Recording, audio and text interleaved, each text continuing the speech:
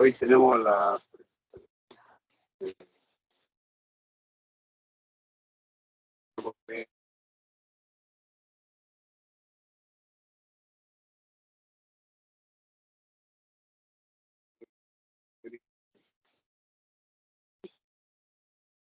mira, Cuellar, ANEF de Almira.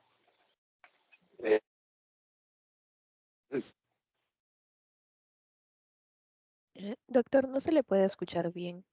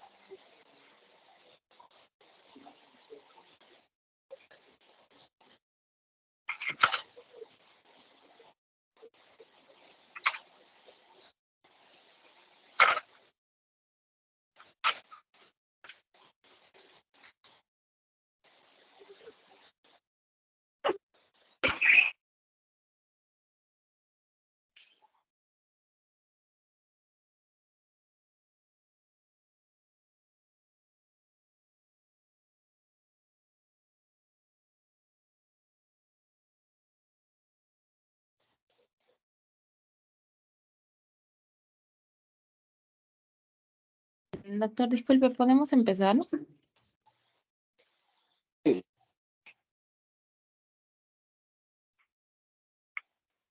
Sí.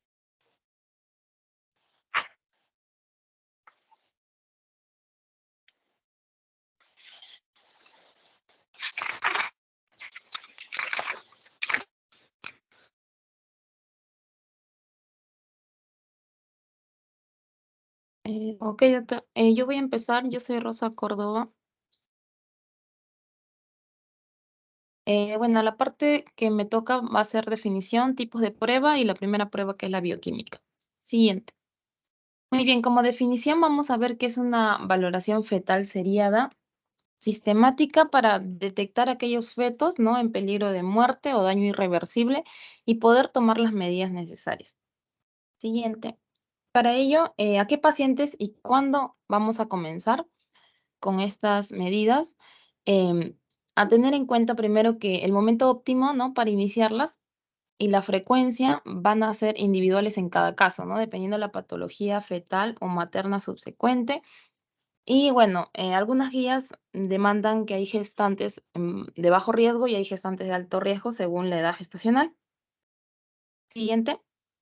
Pero sí lo que hay son las indicaciones y esto lo da el Colegio Americano de Obstetras y Ginecólogos, el ACOG, y dentro de ellas, dentro de las indicaciones para usar estos procedimientos son la disminución de movimientos fetales, ¿no? Comorbilidades como la hipertensión arterial, la diabetes mellitus, la obesidad materna, también alteraciones en el líquido amniótico, también lo que son la restricción o retardo del crecimiento intrauterino, embarazo prolongado, que podría catalogarse a las 41 a 42 semanas ¿no?, de edad gestacional, o también múltiple, ¿no?, como en el caso de los gemelares.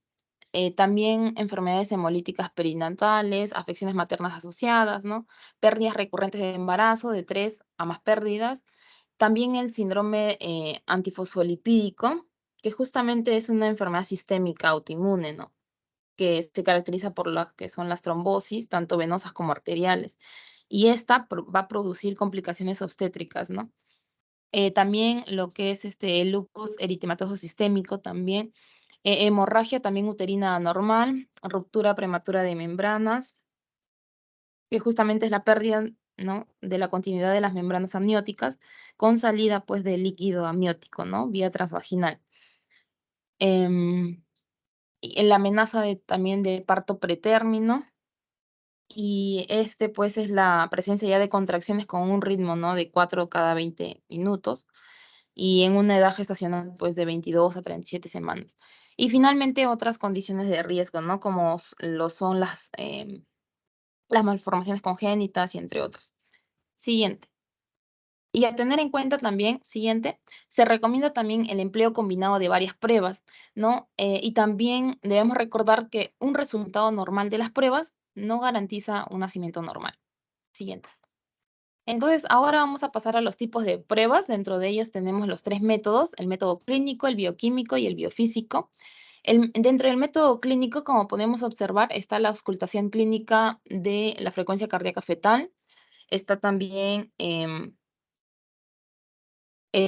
la evaluación de la ganancia de peso materno, la medición de la altura uterina y el test de movimientos fetales, que justamente todos ellos ya se habló en el seminario anterior, y en este seminario vamos a hablar más que nada de los métodos bioquímicos y los biofísicos.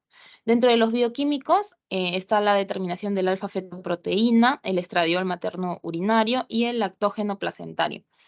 Y dentro de los métodos ya biofísicos vamos a ver la valoración ultrasonográfica del crecimiento fetal, el perfil biofísico fetal, el CTG, que es el cardiotocografía simple, o sea que es sin estrés ni estimulación, y la cardiotocografía estresada, o sea, es la presencia de contracciones espontáneas o inducidas pues por oxitocina. No es una prueba de tolerancia a las contracciones. Y luego el estudio Doppler, color, y la detección precoz de malformaciones congénitas. Siguiente, por favor.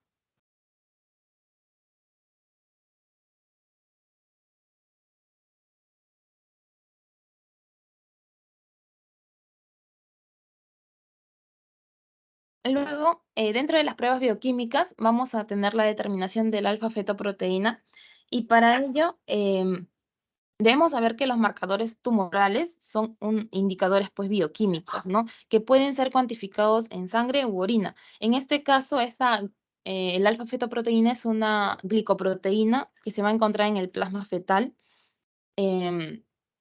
Y cuya concentración en suero materno va a ser un predictor indirecto o un indicador indirecto de bienestar fetal. Esta se va a producir primero en el saco vitelino, ¿no?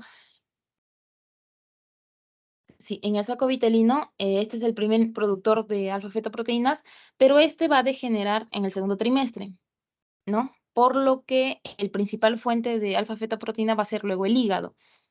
Entonces, y los valores altos primero, ¿no? Antes de la segunda trimestre van a ser de 1 a 10 miligramos por mililitro, ¿no? De alfa-fetoproteína. Luego, a nivel del hígado, vamos a ver que es durante ya el segundo trimestre de embarazo en adelante. El promedio es de 30, ¿no? Miligramos por mililitro. Además que debemos recordar que la alfa-fetoproteína tiene una alta afinidad por el oxígeno, ¿no? Lo que conlleva a que tenga un papel importante para su transporte, ¿no? Reemplazando así la función de la hemoglobina fetal. Posteriormente, esta se secreta a la circulación fetal y finalmente se localiza en el líquido amniótico, ¿no? En concentraciones de 7 a 20 microgramos por mililitro durante las semanas de 14 a las 16 semanas de embarazo. Luego, la síntesis de alfa-fetoproteína va a declinar gradualmente, ¿no? Y va a desaparecer de 6 a 12 meses después del nacimiento. Y cuando se inicia una mayor síntesis, pues ya acá ya de albúmina sérica, ¿no? Es por eso que antes, la alfa-fetoproteína, no antes del nacimiento, tiene una función similar a lo que es la albúmina em, transportando fármacos, transportando muchas moléculas que tal vez que va a ser incompatible, ¿no? Con la supervivencia del feto. Luego, es por eso que se sugiere que la función importante del alfa-fetoproteína durante la gestación está relacionado con la supresión de la respuesta inmune de la madre, ¿no? Durante el desarrollo de este nuevo embrión, ¿no? Que es un agente externo. Siguiente. Y ahora vamos a ver que en el recién nacido, la alfa-fetoproteína tiene una estructura y un contenido diferente a las del adulto. Y este va a ser útil para detectar lo que son anomalías y malformaciones fetales, ¿no? Incluyendo síndrome de Down, síndrome de del tubo neural abierto, espina bífida y tumores también a nivel del saco vitelino, ¿no? Y como vemos aquí en la imagen, durante el embarazo puede haber tanto el aumento de la alfa-fetoproteína como también su disminución. Y finalmente su disminución nos va a indicar pérdida fetal, ¿no? Óbito fetal o también síndrome de Down. Pero su aumento, ¿no? Como vemos acá, son anomalías o malformaciones fetales, como lo que es la espina bífida, síndrome de Turner, embarazo múltiple, onfalocele, y entre otras malformaciones, ¿no? Embarazo múltiple no. Luego, pero en cambio en el adulto más que nada es para ver básicamente neoplasias, principalmente cáncer hepatocelular y testicular también. Pero a grandes rasgos tenemos que ver que fluctúa de 10 a 150 nanogramos por mililitro, ¿no? La alfa-fetoproteína en mujeres embarazadas, ¿no? De la semana 15 a la 18, como vemos, en esta sería recomendable su uso. Pero más que nada es un método indirecto, como ya vimos. Y ahora vamos a ver los siguientes. Hasta aquí sería mi parte. Gracias, doctor.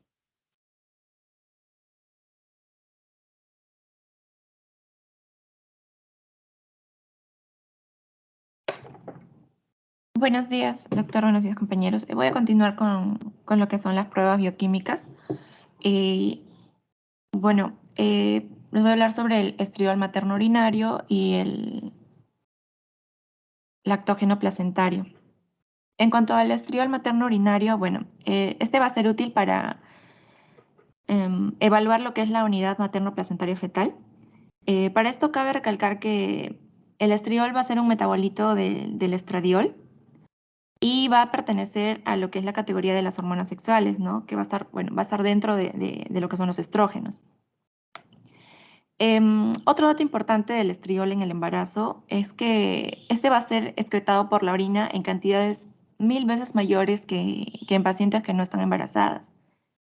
Y bueno, su incremento va a ser de manera progresiva durante el embarazo y casi al finalizar la gestación,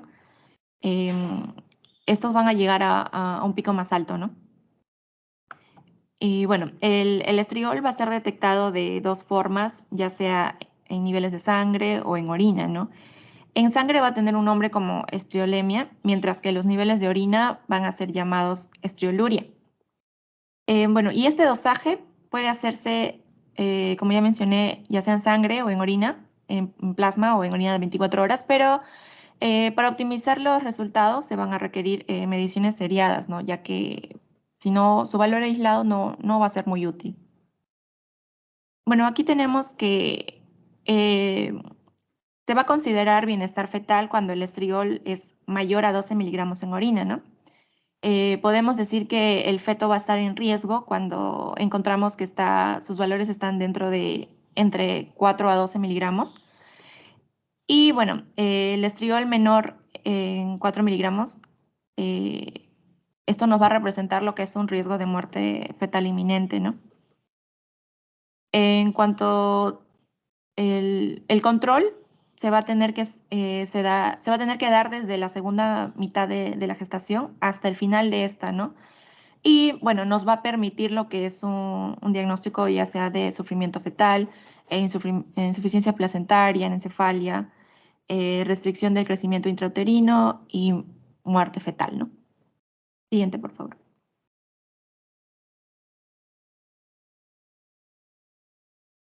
Luego tenemos a lo que es el lactógeno placentario.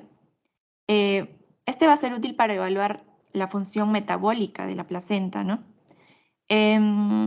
Aquí el lactógeno placentario en sí va a tener como función modificar el metabolismo de las mujeres durante el embarazo para que así se facilite el aporte de energía al feto, ¿no? Esto tiene que ver con el aumento de la resistencia a la insulina, ¿no? Ya que se va a aumentar los niveles de glucosa en sangre. Y a su vez va a haber una disminución de la captación de la glucosa por el organismo de la madre, lo que va a redundar en una mayor disponibilidad de la glucosa para la nutrición fetal, ¿no? Esto tiene una explicación bioquímica que, bueno, el lactógeno placentario va a inducir la lipólisis con la liberación de ácidos grasos. Mediante este mecanismo, se van a sustituir los ácidos grasos en lugar de glucosa como un combustible para la madre, ¿no? Mientras que el feto puede captar con total libertad la glucosa. Y bueno, las cetonas que van a ser producto del metabolismo de los ácidos grasos pueden pasar la barrera placentaria y pueden ser usados por el feto, ¿no? Estos ajustes van a permitir garantizar lo que es la nutrición fetal, incluso cuando la madre tenga malnutrición, ¿no? Incluso en presencia de una malnutrición materna. En cuanto a sus valores, bueno, como ya se mencionó, el nivel en sangre va a ser proporcional al crecimiento ya sea del feto y de la placenta. El nivel máximo se va a dar entre la semana 34 y 36, en un rango de 5 a 7 miligramos por litro. Y nos va a presentar un mal pronóstico en la semana 32 con la presencia que sea menor a 4 miligramos por litro, ¿no? Que esto nos va a decir que, bueno, dentro va a haber unos 75% de estos casos con sufrimiento fetal, ¿no? Eso sería todo de mi parte, doctor. Van a continuar mis compañeros.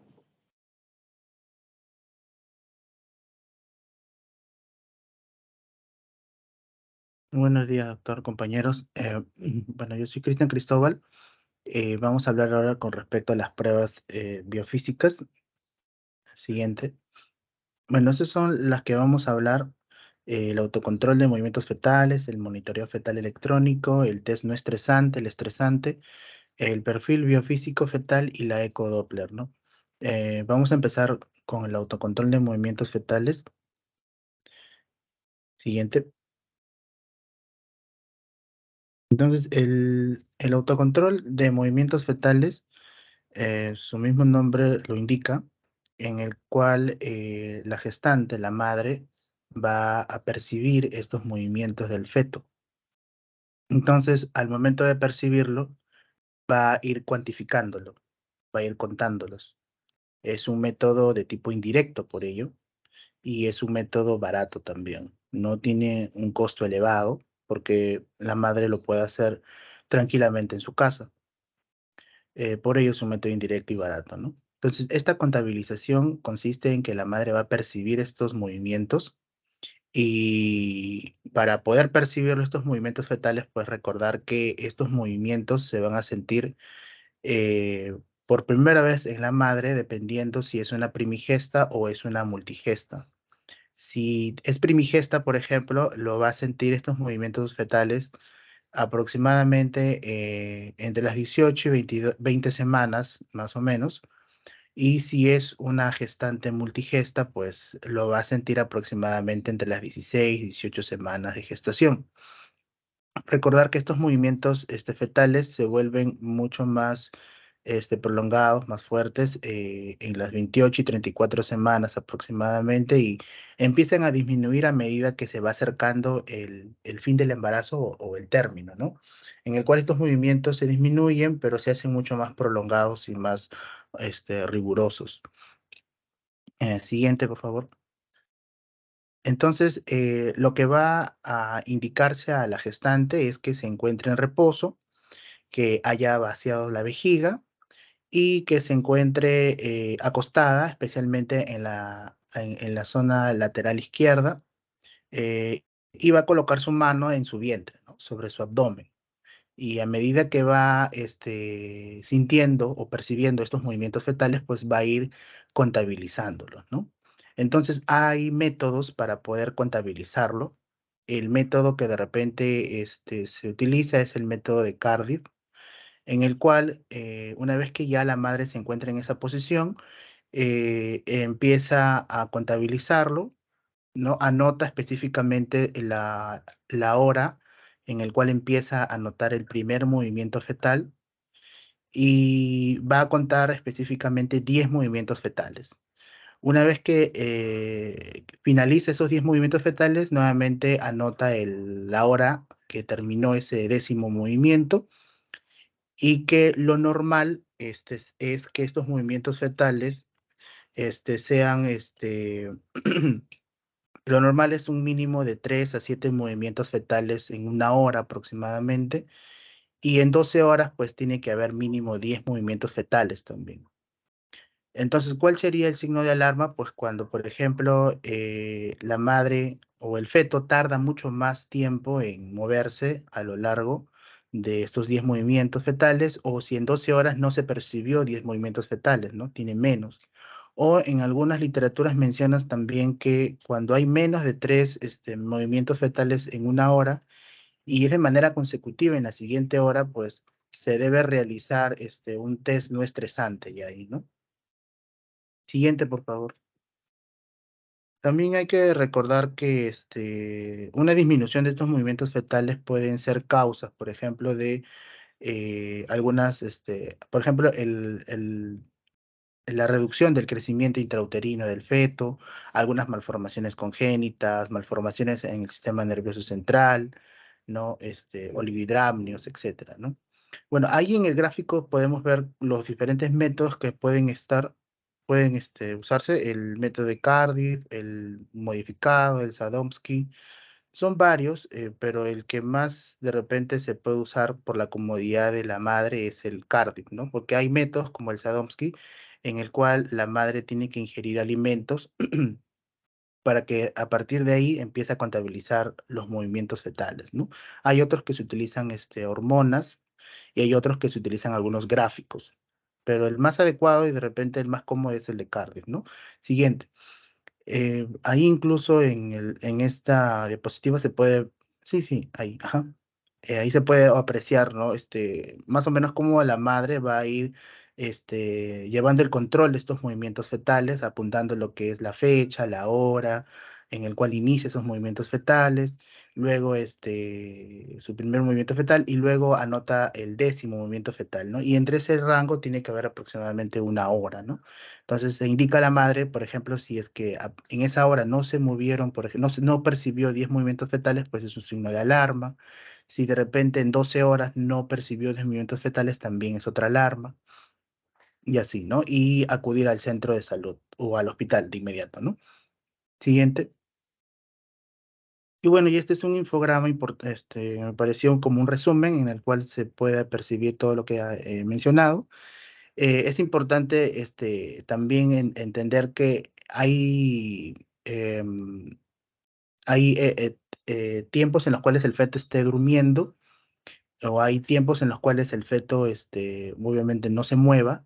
Para ello se puede estimular con la alimentación de la madre, ¿no? En algunos casos, por ejemplo, la madre puede estar tan hipoglicémica que ocasiona que el feto no se mueva. Entonces se indica a la madre que de repente ingiera algún alimento para que recién a partir de ahí perciba esos movimientos fetales e inicie su contabilización, ¿no? También conocemos ya los signos de alarma y bueno, eso sería mm, mi parte, ¿no? Te sigue mi compañero. Gracias. Buenos días, doctor. Voy a continuar con lo que es el monitoreo fetal electrónico. El monitoreo fetal electrónico va a ser pues un método que nos va a permitir detectar durante el embarazo los latidos cardíacos fetales, además pues también de los movimientos fetales. Aparte de esto, también se va a registrar la actividad uterina, es decir, las contracciones uterinas. Dentro de este monitoreo fetal electrónico vamos a poder hacer pues el test no estresante o el non-stress test y el test estresante.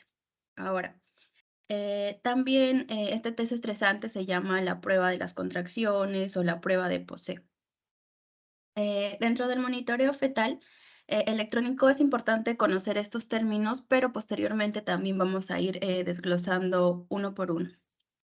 Bien, vamos a tener lo que es la frecuencia cardíaca basal. La frecuencia cardíaca fetal basal va a ser la frecuencia que va a predominar en un trazado, como vemos aquí en esta imagen, ¿no? Se va a presentar de esta manera en la parte superior de la hojita. Luego vamos a tener a la aceleración. Esta va a ser pues un aumento de más de 15 latidos y pues va a tener que durar más de 15 segundos en relación pues a la frecuencia cardíaca fetal basal. Y también vamos a tener a la desaceleración, pues que va a ser la disminución de más de 15 latidos y con una duración de más de 15 segundos en relación a la frecuencia cardíaca fetal basal. Y la variabilidad que va a ser pues la oscilación de la frecuencia cardíaca fetal basal entre latido y latido. El monitoreo fetal se va a registrar en un papel donde pues la frecuencia cardíaca fetal basal se va a registrar en la parte superior y la actividad uterina en la parte inferior. Como vemos aquí, pues cada contracción uterina va a significar una nueva punta, ¿no? Como vemos aquí. Ahora, vamos a empezar con la frecuencia cardíaca fetal basal. Esta pues va a ser el registro de la frecuencia cardíaca que va a ser la más constante que se va a registrar en un periodo pues de 10 minutos y se van a excluir las aceleraciones y las desaceleraciones. El valor normal de este va pues entre 110 a 160 latidos por minuto a partir pues de la semana 20 de gestación. Es importante tener en cuenta, puesto que también puede tener valores anormales, tales pues como si se eleva, es decir, si tiene valores superiores a 160, estamos frente a una taquicardia, que puede ser bien moderada o puede ser una taquicardia severa. Entonces, si es moderada, pues esta taquicardia va a durar menos de 30 minutos, pero si ya es severa, la taquicardia dura más de 30 minutos y es importante cuando hay esto descartar pues que el feto esté hipóxico, que haya corioamnionitis, que también haya una arritmia cardíaca o que pues por parte de la madre esté con un síndrome febril o tenga una tirotoxicosis. También pues que haya consumido alguna droga simpático-mimética o que también haya consumido parasimpático. Ahora, si baja, es decir, tiene valores inferiores a 110, el valor pues vamos a estar frente a una bradicardia fetal. Moderada pues si va entre 110 a 100 latidos por minuto y pues va a ser severa si es menor a 100 latidos por minuto.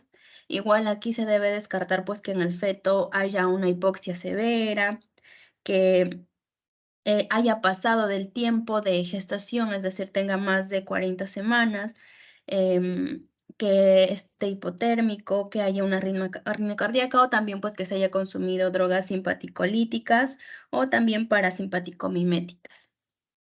Ahora, la variabilidad va a ser pues la fluctuación de la frecuencia. Aquí vamos a ver, ¿no? Cómo se va a ir registrando.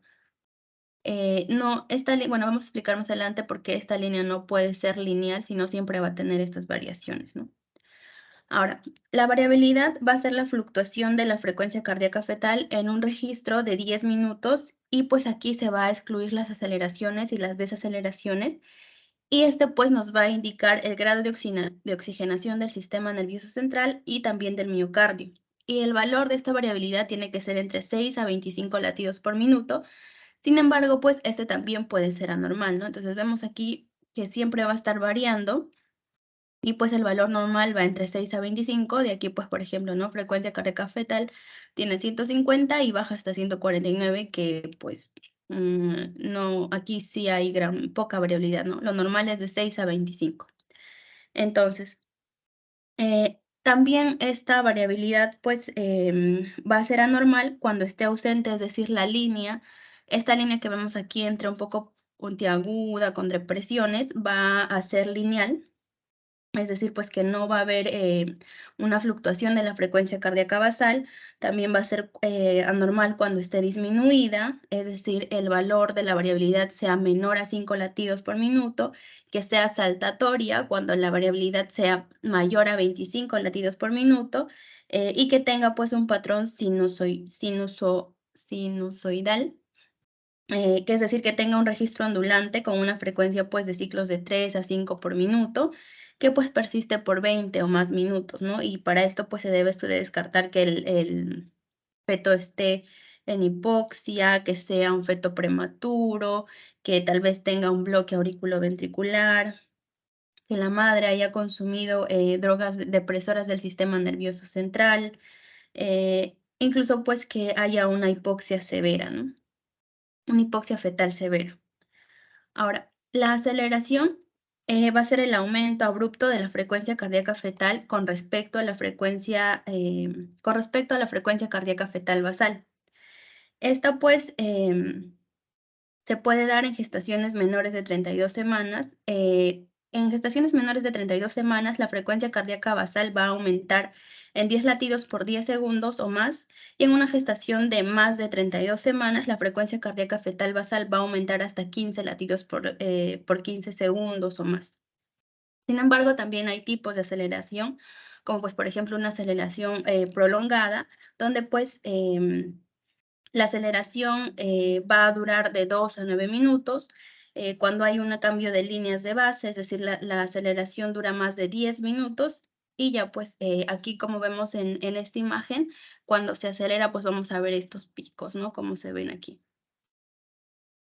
Y aquí vemos el tiempo de duración y aquí vemos la amplitud del latido, ¿no? 16 latidos, perdón, frecuencia cardíaca 160 y dura 60 segundos. Ahora, la desaceleración va a ser pues básicamente la disminución de 15 latidos, la disminución de la frecuencia cardíaca fetal basal con respecto a la frecuencia cardíaca fetal basal. Esta pues puede ser una desaceleración prolongada que suele durar de 15 latidos por minuto o más por 2 a 9 minutos y pues también, ¿no?, los cambios de línea de base cuando la disminución de la frecuencia cardíaca fetal basal dura más de 10 minutos. Y también pues vamos a tener tipos de desaceleraciones. Entre estos vamos a tener los 3 DIPS, el DIPS tipo 1, el DIPS tipo 2 y el DIPS tipo 3. El DIPS tipo 1 también se suele llamar desaceleración temprana o desaceleración en espejo. El DIPS tipo 2 se llama desaceleración tardía y el DIPS tipo 3 también se suele llamar DIPS umbilicales o desaceleraciones variables. El DIP tipo 1 se va a caracterizar pues porque en el momento de menor frecuencia cardíaca fetal va a coincidir con el punto máximo de la contracción o se produce 20 segundos después. Entonces aquí vamos a ver. Ya. Aquí está el punto de inicio de la frecuencia cardíaca fetal y acá también está el punto de inicio de la contracción de la actividad uterina. Entonces, cuando inicia la actividad uterina, también empieza la depresión cardíaca fetal. Entonces, llega aquí en el punto, estos dos llegan al mismo tiempo, ¿no? Pero también puede darse 20 segundos después. La presencia de este tipo de DIP va a... Por eso, perdón, también se le llama desaceleración en espejo, puesto que casi se dan en el mismo tiempo, ¿no? Tanto la desaceleración como la actividad como la contracción uterina. Ahora, la presencia de este tipo de DIP se le va a atribuir al estímulo reflejo vasovagal y se va a producir pues en la mayoría de los casos porque hay una compresión de la cabeza fetal después de que ya se han roto las membranas o después pues de los 5 centímetros de dilatación cervical. El DIP tipo 2 se da pues de 20 a 60 segundos después del ACME, que es esta punta. Después del ACME, de la contracción continúa la desaceleración, es decir, inicia la desaceleración, también inicia la contracción, pero llega a este punto máximo que es el ACME, pero la desaceleración aún continúa, es decir, no llegan al mismo tiempo. Ya. Esto de aquí va a corresponder pues a un descenso de la presión del oxígeno que después de la contracción uterina disminuye pues debajo de los 18 milímetros de mercurio y pues va a generar una hipoxia fetal.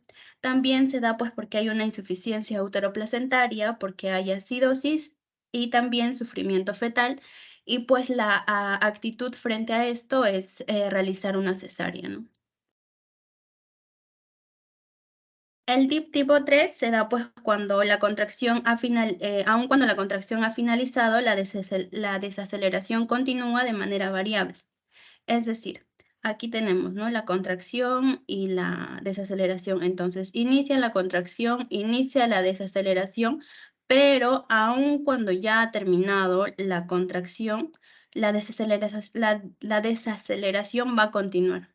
Por eso se dibujan estas cositas de aquí, o sea, continúa, no es como hemos visto en los otros gráficos de manera constante, ¿no?, que ya empieza otra vez a acelerar, sino que aquí, aun cuando está empezando a acelerar, continúa desacelerándose. Ahora, esto va a generar pues en el feto, lo que genera pues puede ser una distocia funicular, un oligohidramnios, un nudo verdadero como se ve aquí en la imagen, o también el circular de cordón en el cuello del feto. Ahora bien, la prueba no estresante, esta pues dentro de la prueba no estresante también se van a registrar esto mismo, pero pues la prueba no estresante va a ser una prueba que nos va a servir para detectar las variaciones de la frecuencia cardíaca fetal y va a experimentar, pues se experimenta habitualmente dentro de las condiciones normales y ante pues el exclusivo movimiento espontáneo fetal, no se induce la contracción.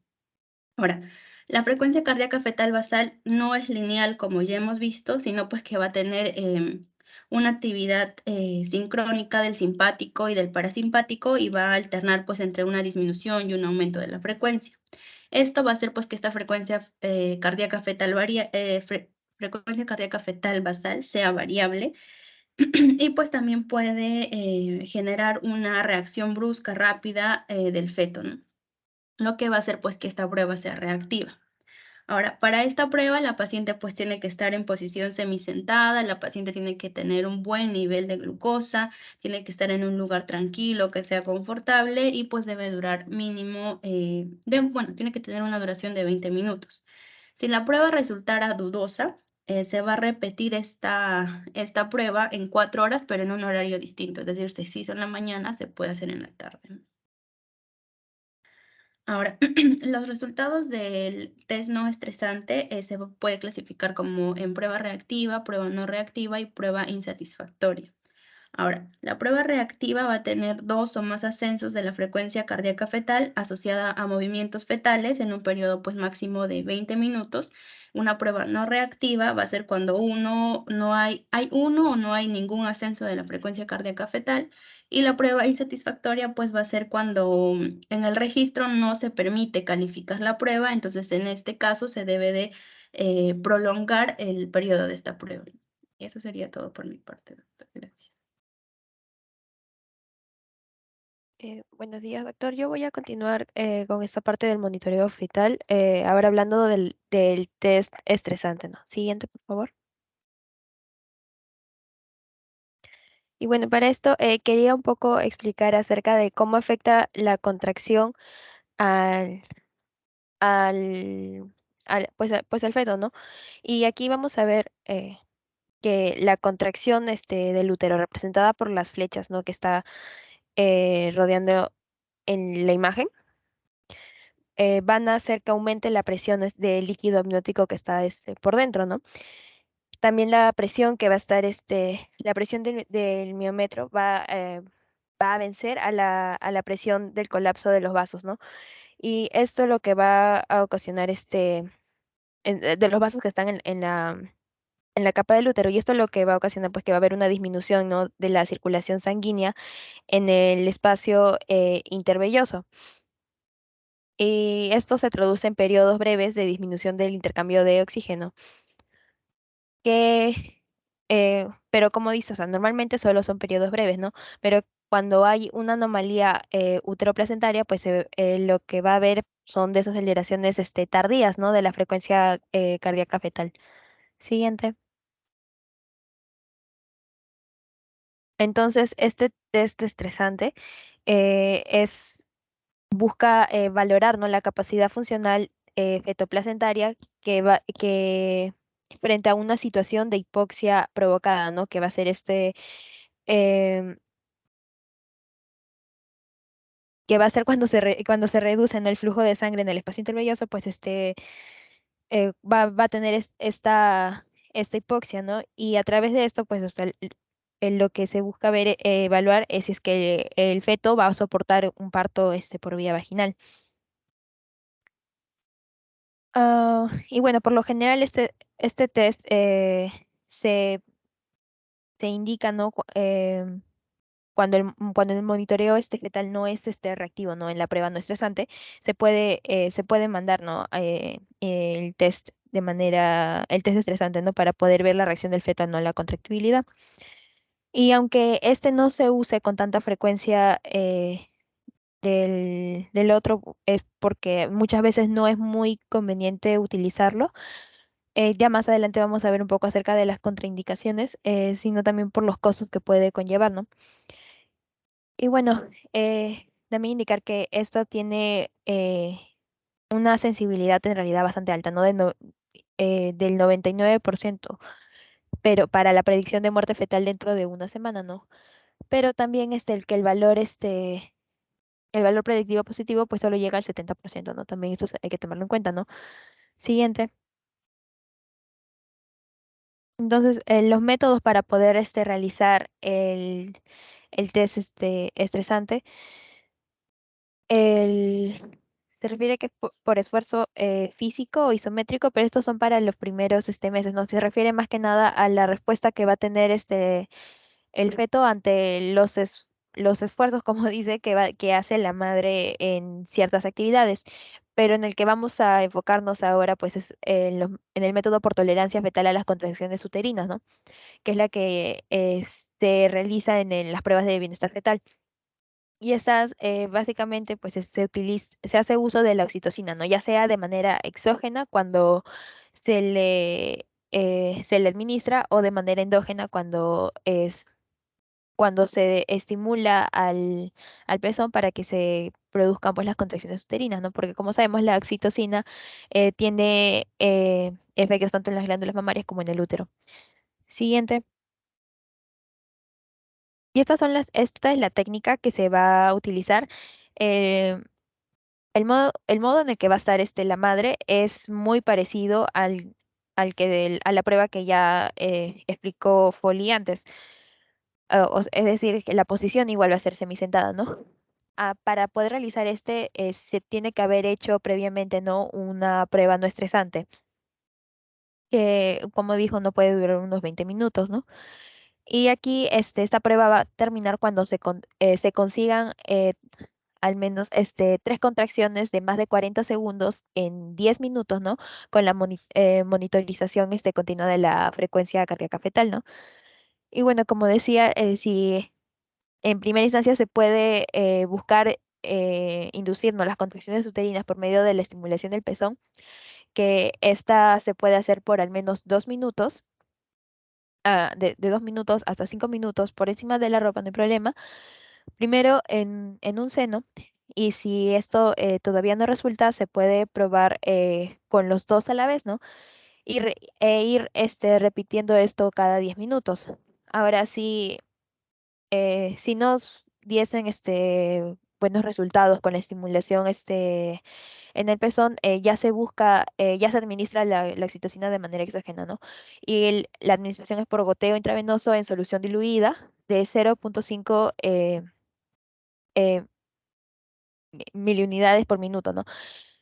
Y bueno, y se va a duplicar la dosis cada 20 minutos hasta poder establecer el perfil, ¿no? Que eran las tres contracciones de más de 40 segundos en 10 minutos. Siguiente. Estas son las indicaciones que se pueden dar para poder solicitar, ¿no? Una prueba estresante, que son la sospecha de sufrimiento fetal crónico, la insuficiencia placentaria, ¿no? El riesgo de muerte fetal, cuando la madre tiene diabetes, la hipertensión arterial crónica o preeclampsia, un embarazo prolongado, cuando la madre también tiene alguna enfermedad de base, cuando no se detectan muchos movimientos fetales, cuando el test no estresante es no reactivo, ¿no? Después ya pasa el test estresante y cuando también hayan antecedentes de muerte fetal. Siguiente. Y esas son las contraindicaciones que podemos tener. Básicamente son las contraindicaciones también que podemos tener en...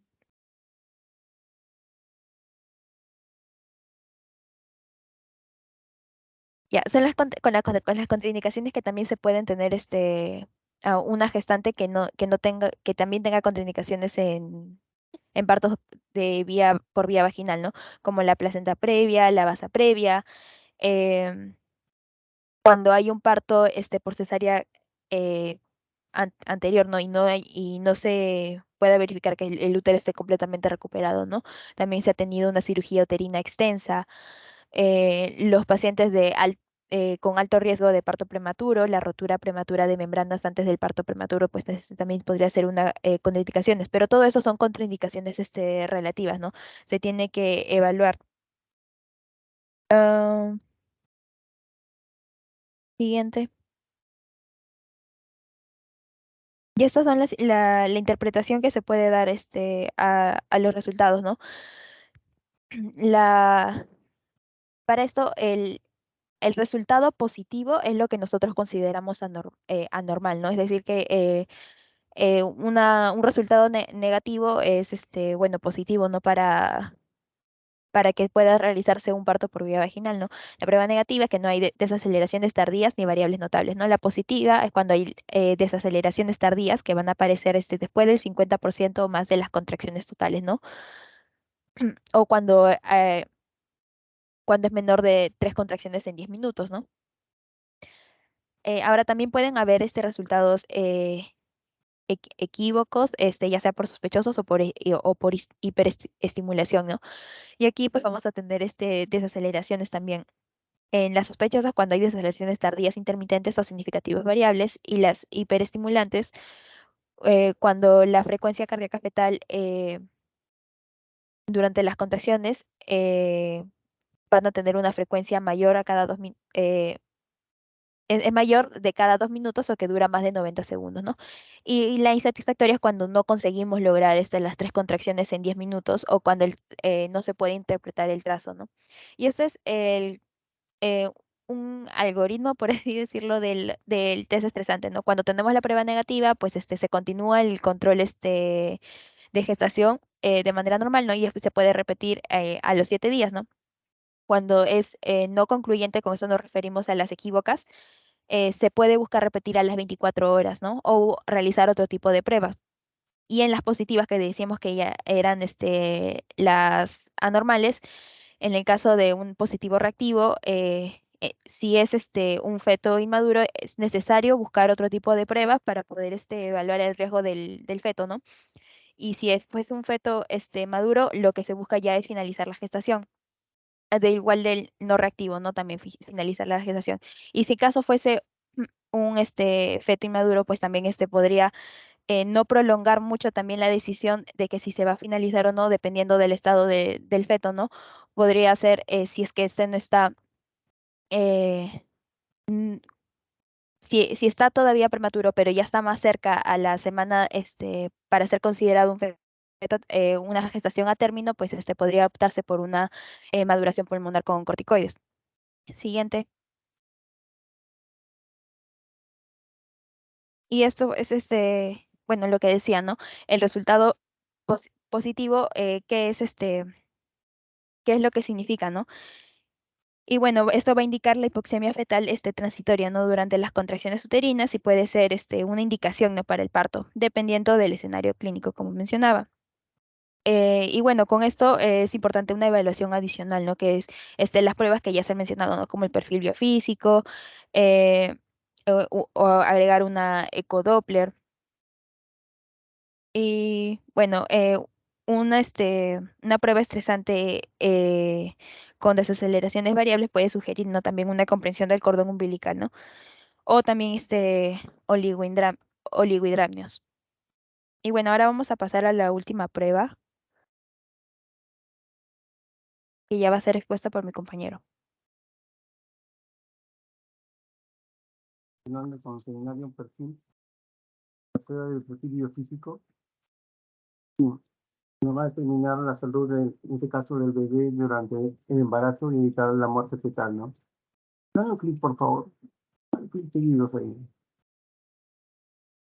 Ya.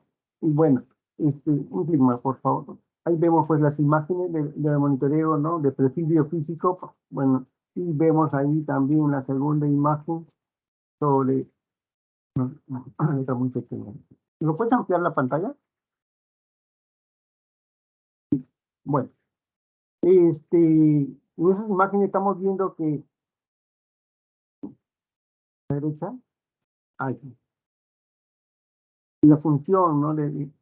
Vemos el traductor con su ecografía, ¿no? El líquido agnóstico, la sonda que produce el ecógrafo, ¿no? Para determinar, ver si está en buenas condiciones, para determinar el tamaño fetal, si está bien localizado, ¿no? Y vemos también cómo se ve la placenta. Y después, a la derecha, por favor, también vemos ahí cómo está midiendo la frecuencia cardíaca, ¿no? Y la duración de las contracciones del útero. Esas son funciones principales, ¿no? Que se utilizan para determinar si alguna... Estoy muy lejos, creo. La prueba de perfil biofísico. Hay que recordar que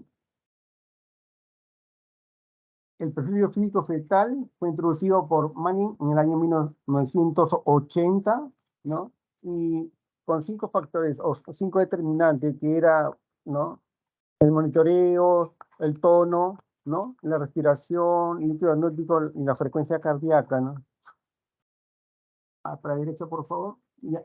Con este método se pudo demostrar que se podía disminuir los falsos positivos y aumentar la capacidad diagnóstica, ¿no? Más que todo, es decir, la sensibilidad. Y también este perfil biofísico fetal debería realizarse a partir de las 28 semanas de gestación, cuando la mayoría de los fetos han alcanzado la maduración en los centros nerviosos que regulan la actividad intrauterina, ¿no? Siguiente, por favor. Una más, ahí está. Y después tenemos acá a Oyelesen, en el 2011, hizo una actualización del perfil biofísico fetal, ¿no? Basándose en el manejo del ecógrafo, del monitoreo fetal mencionado, y el explorador que debe tener una experiencia única, ¿no? Con un ratito, disculpen. Ya. Para ver en la curva de aprendizaje y saber más que todo la interpretación que se da en corto tiempo. El procedimiento se va a dar entre 15 a 30 minutos y lo que nos va a ayudar a disminuir las tasas falsas positivas, ¿no? En la ecografía podemos verificar, como ya he mencionado, el tamaño fetal, la localización, el aspecto placentario, ¿no? La posibilidad de, más que todo, de ver alguna anomalía fetal, ¿no? Siguiente, por favor.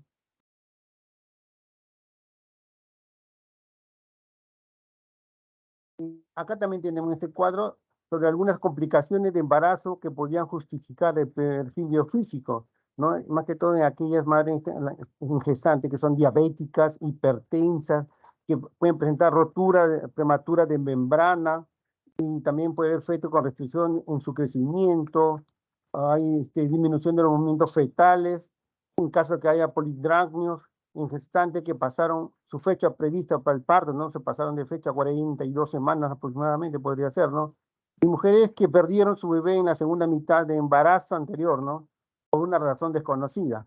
Y también tenemos acá la tabla de perfil biofísico de Manning, ¿no? Que nos va a dar una puntuación de 8 a 10 aproximadamente, es un indicador de bienestar fetal, donde vemos que en estos parámetros, ¿no? Por ejemplo, los movimientos respiratorios fetales, ¿no? Si hay presencia de un episodio de 30 segundos, ¿no? Durante 30 minutos de observación, le da un puntaje de 2 puntos, ¿no? Y si hay ausencia de estos movimientos respiratorios fetales, menor de 30 segundos, le da una puntuación de 0. Y así vamos viendo los movimientos corporales fetales, que al menos 3 movimientos que se dan en 30 segundos de los miembros inferiores, miembros superiores o el cuerpo, ¿no? ¿No? Le dan 2 puntos también, y acá si hay menos de 3 movimientos, le dan un puntaje de 0, el tono fetal también, ¿no? Más que dice un episodio de extensión o flexión, tanto en miembros o en tronco, ¿no? Ya también le dan 2 puntos. Y después tenemos la reactividad fetal, que al menos 2 episodios de aceleraciones asociadas a movimientos fetales durante 20 minutos. Le da un puntaje de 2 puntos y de 0 cuando hay menos 2 aceleraciones, ¿no? Después el líquido agnóstico dice al menos una bolsa de más de 2 centímetros, le da un puntaje de 2 puntos, y anormal cuando hay menos de 2 centímetros, ¿no? Siguiente, por favor. Y en cuanto al estudio hemodinámico Doppler vascular, Ahí vamos a ver el estudio que tiene el objetivo es evaluar el estado vascular de las áreas útero-placentaria, pues están las imágenes ahí, ¿no? Como también la zona umbilical, fetal, empleando el ultrasonido Doppler, y así vamos a ir determinando su velocidad, nos va a permitir conocer sus condiciones fisiológicas o patológicas que podría tener en este caso, ¿no? Y, por ejemplo, hay que tener en cuenta que el retraso de crecimiento del feto es un embarazo de alto riesgo, ¿no? Y aquí vemos, por ejemplo, que acá se pueden realizar a partir de las 20 semanas el monitoreo, ¿no? Hasta las 42 semanas, ¿no? Donde el feto debe estar en reposo durante el examen para que los resultados sean válidos, ¿no? Siguiente, por favor. Y acá vemos sobre la ecografía Doppler, ¿no?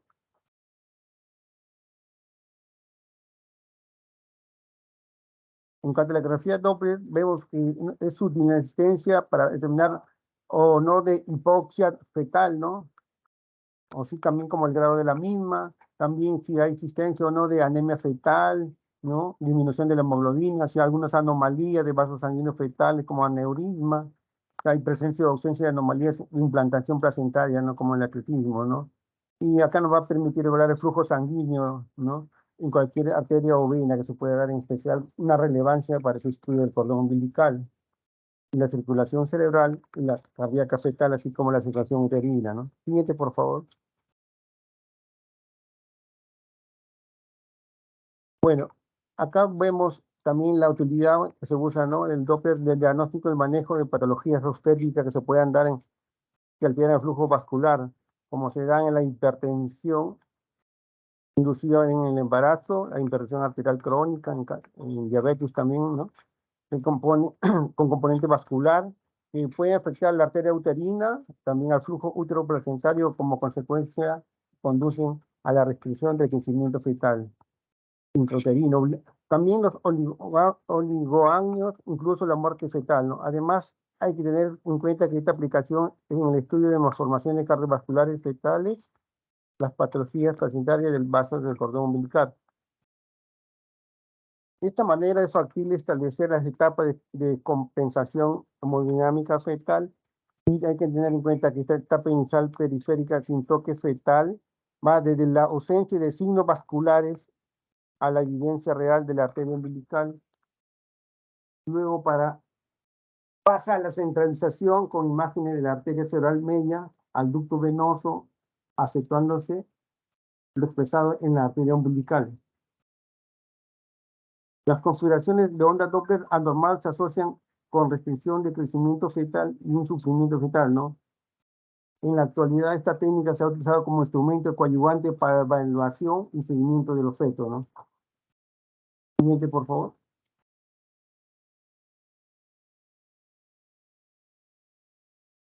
Siguiente.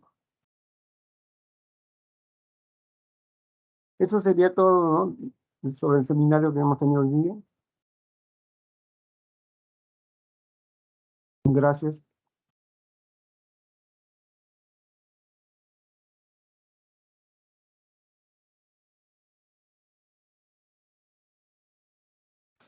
Muy bien. A ver, Rosa, a ver, resume tu intervención que has tenido en unos 3 minutos. Adelante.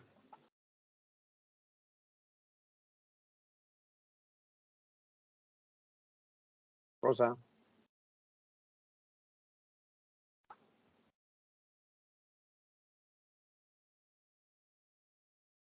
Desapareció Rosa.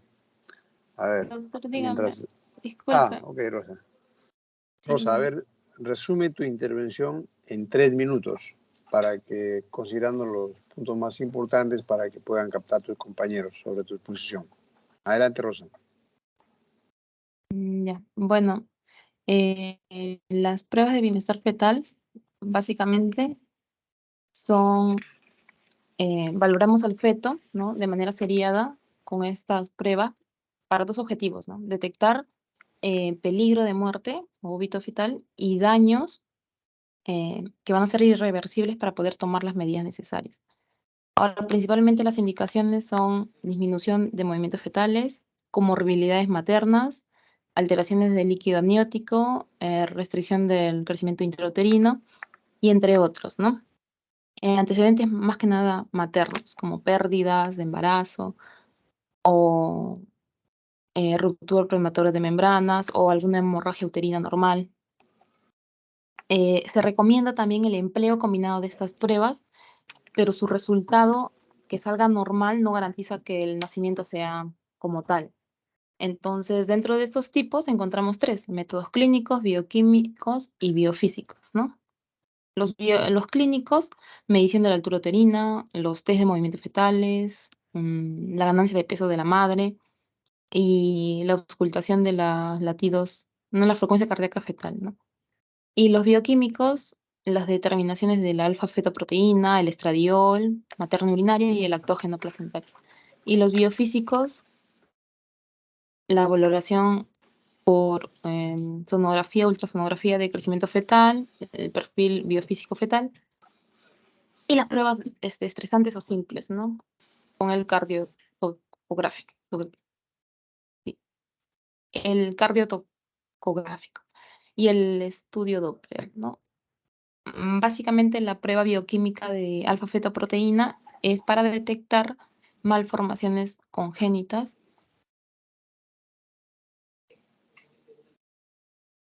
o anomalías fetales, ¿no?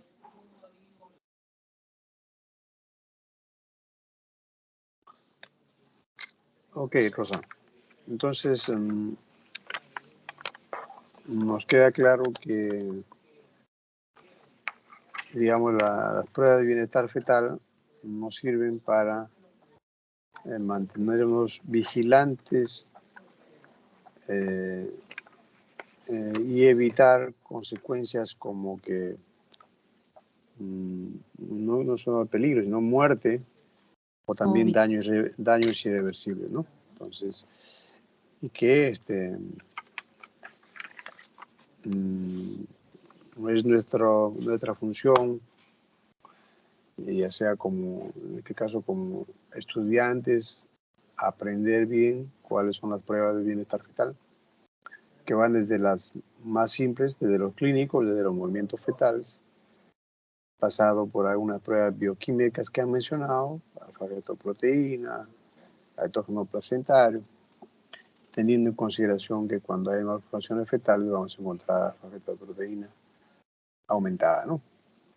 Y recalcar sobre las pruebas, digamos, ya digamos, para determinar funcionalidad, que puede ser sobre todo el OCT, que simula una dinámica uterina de fase activa, y vamos a ver si hay desaceleraciones o no. Y de acuerdo a eso ya los tipos de OCT o de ST que nos han manifestado, que van a hacer un repaso también. Y bueno, nos han manifestado sus pruebas de NST, sus pruebas de ST, etc., ¿no? Y pasando también por el perfil físico fetal y el Doppler. Muy bien, entonces con ese pequeño resumen es una introducción al tema. ¿Qué nos dices, Yomira?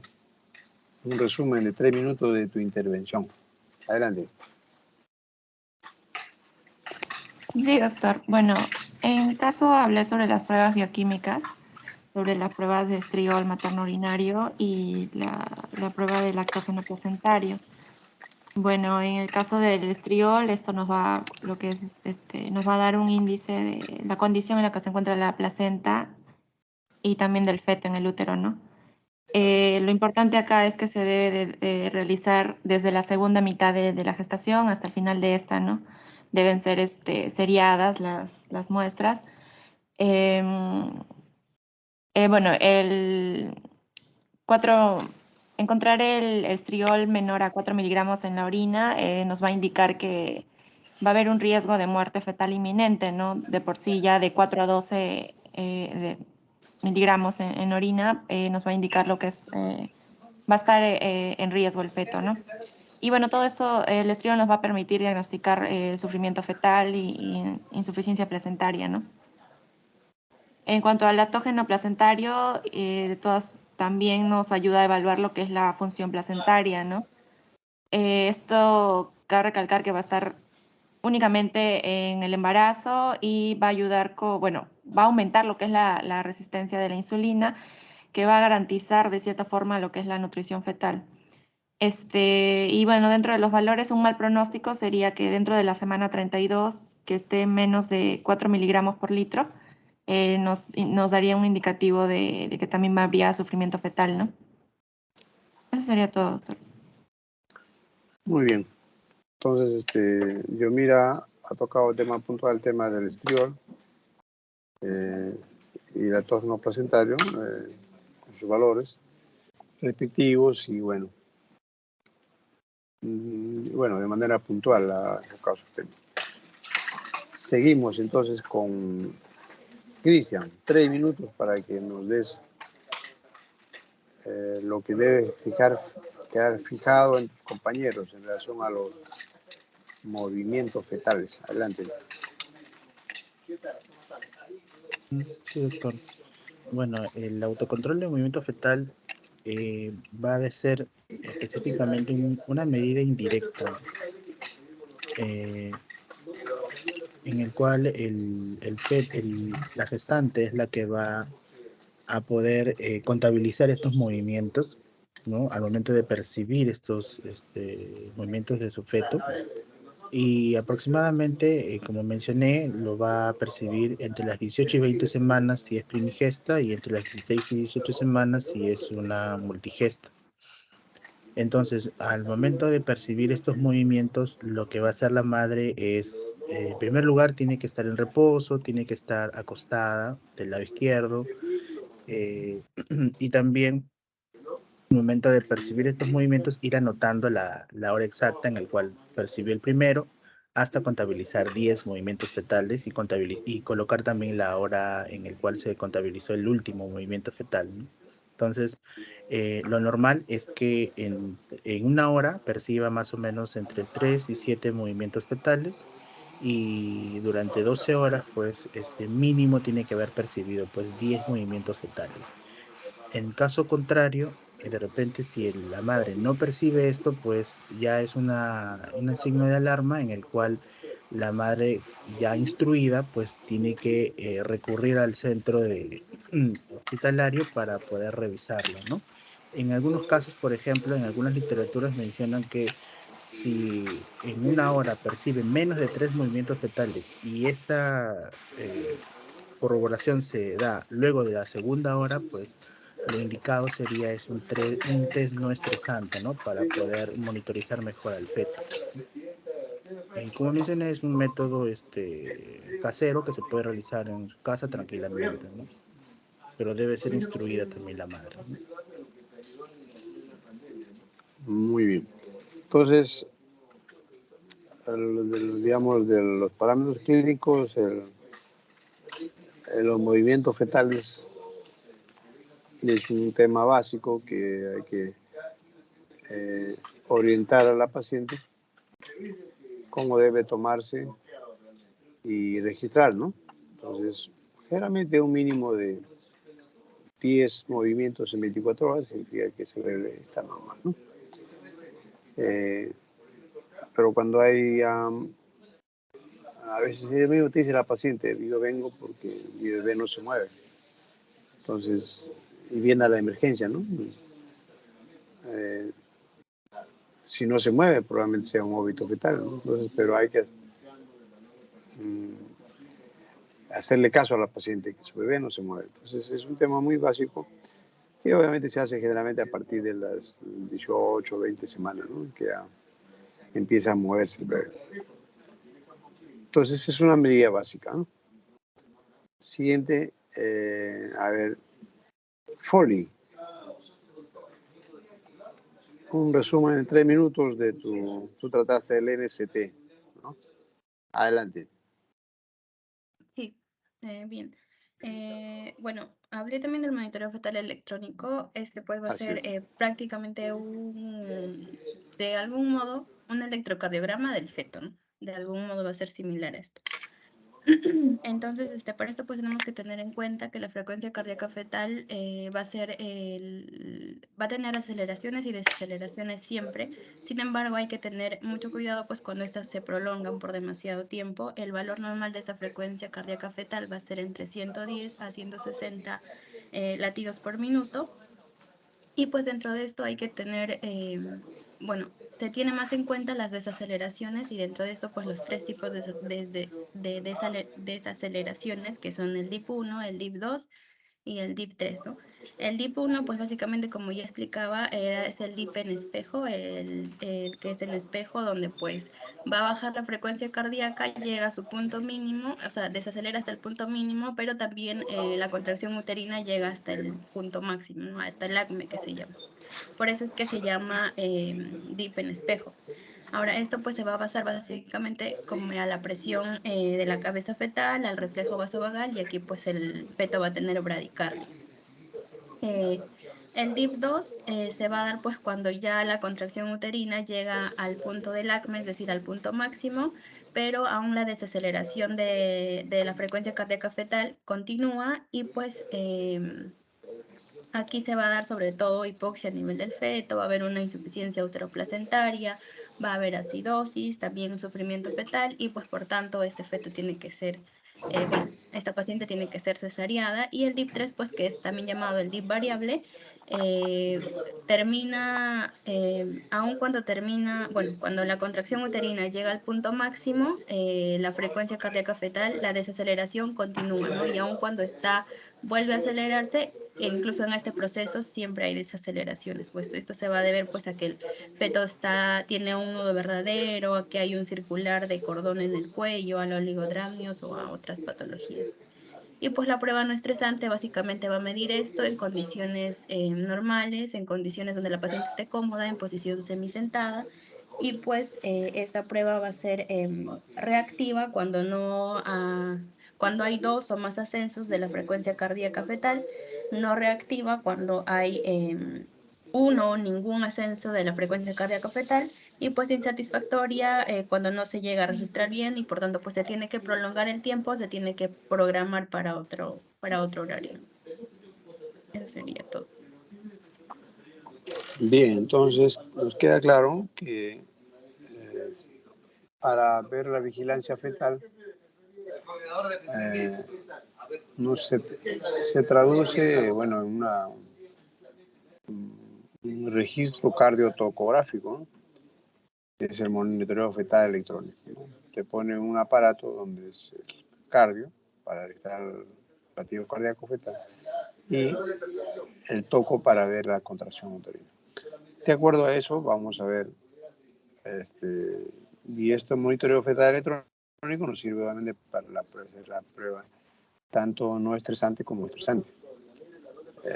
Y no estresante con los parámetros que han mencionado, como la frecuencia cardíaca fetal, si hay aceleración, si hay variabilidad, si hay desaceleraciones. Y ya, de acuerdo a eso, vamos a informar si esta prueba es reactiva, no reactiva, ¿no? Cada uno tiene un puntaje de 2 puntos, ¿no? De acuerdo a lo cual tenemos que decir si de repente tiene 2 sobre 10, 5 sobre 10, 8 sobre 10, etc., ¿no? Ahí mencionaste tú, Foley, la frecuencia cardíaca fetal, la aceleración, y si hay desaceleraciones también, la variabilidad. ¿Qué más? Falta otro parámetro, ¿no? El movimiento fetal también se registra.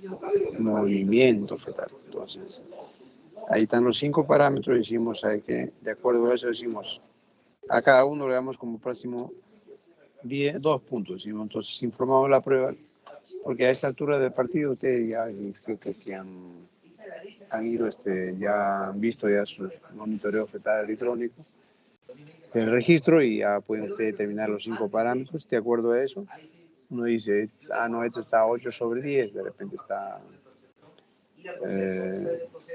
se me ocurre que tiene una frecuencia cardíaca fetal adecuada, tiene un movimiento fetal adecuado,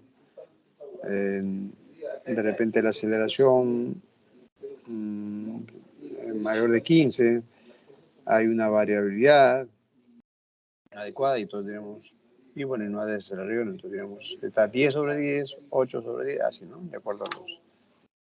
Entonces, y de manera práctica, cuando combinamos el NST y a veces no tenemos el perfil biofísico, pero tenemos un ecógrafo por ahí, entonces le sacamos, vemos el líquido amniótico y con eso hacemos se llama el perfil modificado, ¿no? Que es el NST con el líquido amniótico que vemos por la placenta. Muy bien.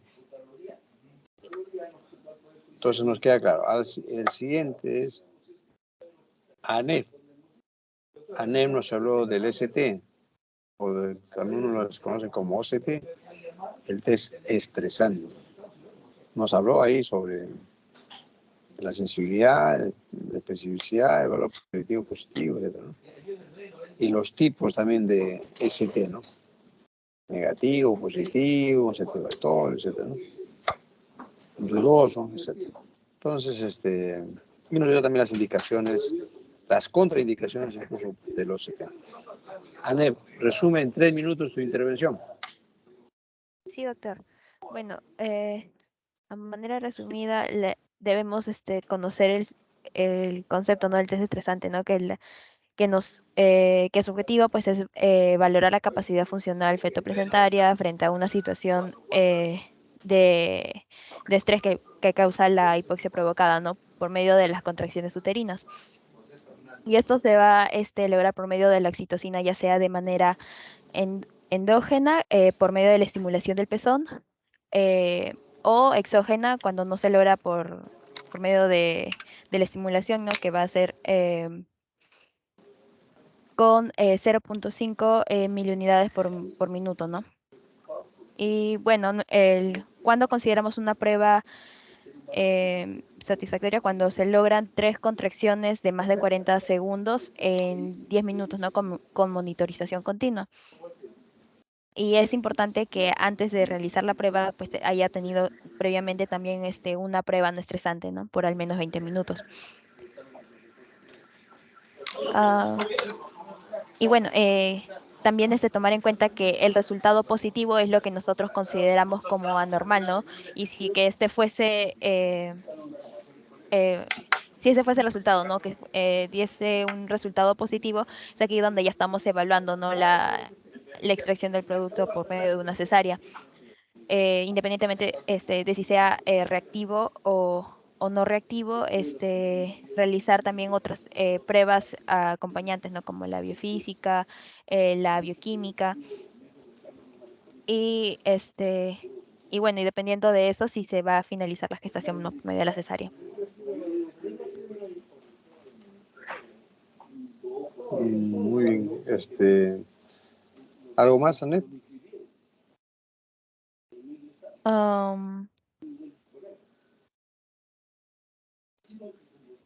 ¿Cuánto tiene de sensibilidad tu especificidad y de sensibilidad? En lo que yo encontré es que era en realidad bastante sensible, llegaba más del 99%. El problema era con con la especificidad, ¿no?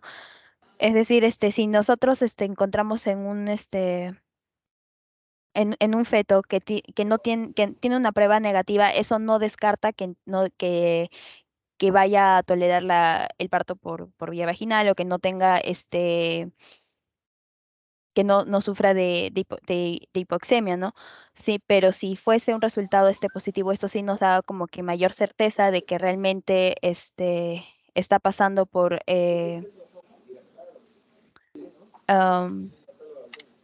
un sufrimiento fetal. Ok. Bueno, tiene una alta sensibilidad, vale decir, detecta al verdadero enfermo. Si tienes ahí DIP2, significa que hay una insuficiencia uteroplacentaria, hay una hipoxia, una acidosis, tienes que sacar a ese bebé, ¿ok?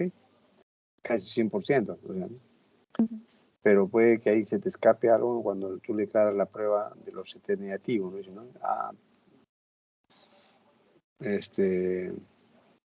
que puede que por ahí tengas falso negativo, ¿no? Pero usualmente ya cuando tú llegas a el OCT o el STS negativo y has hecho un buen OCT, o sea, realmente tiene también una alta especificidad. Porque durante esta jornada que se ve, por eso digo, mucho depende de que lo hagas bien también un OCT, ¿no? Un OCT significa que tengas una dinámica cada 3 minutos, que tengas 40, 60 segundos de duración y pues que tengas pues, tres cruces de intensidad, ¿no? Entonces significa que estás simulando una fase activa. Y los resultados de que entonces tienes la plena seguridad siquiera que durante esa semana no va a pasar nada, porque es un OCT negativo. Correcto, entonces eso se hace con oxitocina, ¿no? Ya porque ellos hicieron una prueba positiva, ya pasa una cesárea, porque si no se vive. Y otra cosa también que tampoco no hay que hacer cuando ha hecho una prueba y hay otra cosa esté positivo, solamente lo hidratas, le quitas la oxitocina, lo hidratas, oxígeno y hasta la OPE. Muy bien. Y para terminar, Luis Martín, resume tu intervención sobre, tú hablaste sobre el perfil biofísico fetal y el Doppler, ¿no? Doctor, buenas. Resume tu intervención, Luis Martín. Doctor, 3 buenas. minutos. Bueno, como lo mencioné, ¿no? Este perfil biofísico, ¿no? Nos va a ayudar más que todo a prevenir, ¿no? Y evitar que se produzca una muerte fetal, ¿no? Y se recomienda hacer el monitoreo de las 28 semanas de gestación. Y también, más que todo, cuando alcanza la maduración también, ¿no? Y hacer un monitoreo o también ver la respiración, ¿no? También ver en la cantidad de líquido amniótico, el tono, los movimientos, la frecuencia cardíaca, ¿no? Eso es lo que hay que ver en cuanto a la prueba de perfil biofísico que comenzó a trabajarse en el año 1980 con Manning, ¿no? Y después pasó el tiempo y se hizo una actualización con Gillespie, ¿no? Donde esta prueba duraba 15 a 30 minutos y nos ayuda a disminuir la tasa de falso positivo. También en esta actualización nos ayuda a verificar el tamaño, la localización, los aspectos placentarios, ¿no? Después también nos va a ayudar a evitar complicaciones, ¿no? Como mencioné, en madres gestantes diabéticas, hipertensa, y si hubiera una rotura de membrana. Después, el ecodoppler nos va a ayudar a evaluar el estado vascular de las áreas, como es el útero, la placenta, ¿no? El cordón umbilical, el feto, ¿no? Y también hay que evaluar la velocidad o movimiento para conocer sus condiciones fisiológicas o patológicas. Y también se puede dar un retraso en el crecimiento del feto, donde se puede ahí visualizar, ¿no? De acuerdo al tiempo de maduración con el tamaño, el peso. Y aquí en el Doppler vamos a ver si que hay presencia de hipoxia fetal, hay presencia de anemia fetal, ¿no? Algunas anomalías que se puedan presentar. Y para evaluar el flujo sanguíneo hay que tener en cuenta el cordón umbilical, ¿no? Sobre más que todo las venas y la arteria que tiene el cordón umbilical. Eso sería todo, doctor. Bueno, definitivamente el perfil físico de Manning, se hace por ecografía, ¿no? Entonces, con los parámetros del tono, movimientos respiratorios, el líquido amniótico, los movimientos fetales y la reactividad fetal, ¿no? Luego se hizo también una añadidura al de Manning y ahora se considera también como parámetro la placenta, la característica de la placenta. Pues no solamente 5, sino que con el perfil modificado en Manning tenemos ya 6 parámetros, ¿no? Incluido la placenta. Sí, efectivamente son... uno hace así como hace la valoración de sino que aquí lo hace por una ecografía, ¿no? Y con esos parámetros igual puede decir, si hay 6 parámetros, pues será sobre 12, ¿no? Y 5 parámetros sobre 10. De acuerdo, veremos el objetivo 8 sobre 10, o sea, 10 sobre 10. Bien, tarjeta de wow, de repente hay 12 sobre 2. En fin, entonces nos da la tranquilidad de que hay un bienestar fetal. Porque recuerden que desde el principio Rosa dijo, hay que ser vigilantes y hay que alertas para determinar el peligro, ver el peligro. Hay que, digamos, alertar y adelantarse a los hechos, porque si no se adelanta, al final termina pues mortal o asfixiado, con complicaciones o discapacidades, etcétera, de ese. Entonces, nuestro objetivo es entregar un bebé a la pareja, o en este caso a la madre, un bebé en óptimas condiciones, un bebé sano. Si no nos damos, se muere o puede dejar un bebé asfixiado que puede tener muerte cerebral, discapacidad, etc. Entonces, hay que tomar en cuenta. Y en cuanto a lo que dice Luis Martín, el flujo Doppler, de repente puedo habernos traído gráficos de eco Doppler, pero lo dejamos solamente ahí, que son, hay que ver el flujo en la arteria uterina, en la arteria umbilical, en la cerebral media, ¿no? Y chequear el ducto venoso. Son unos parámetros que son presión de flujo, pero cuando hay un establecimiento de presión de flujo, y que básicamente se refiere a con la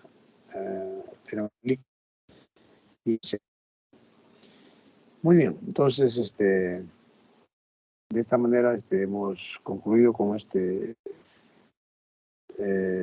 seminario. Toma la asistencia ahí, delegada Melissa, ¿no? También Melissa ahí.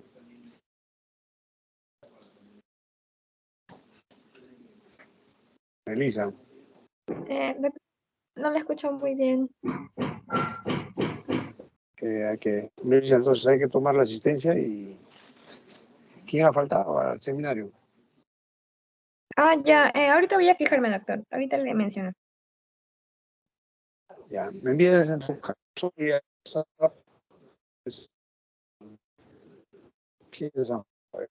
estamos con el seminario de digamos que ha sido su utilidad. Buenas tardes. Buenas tardes, doctor. Gracias.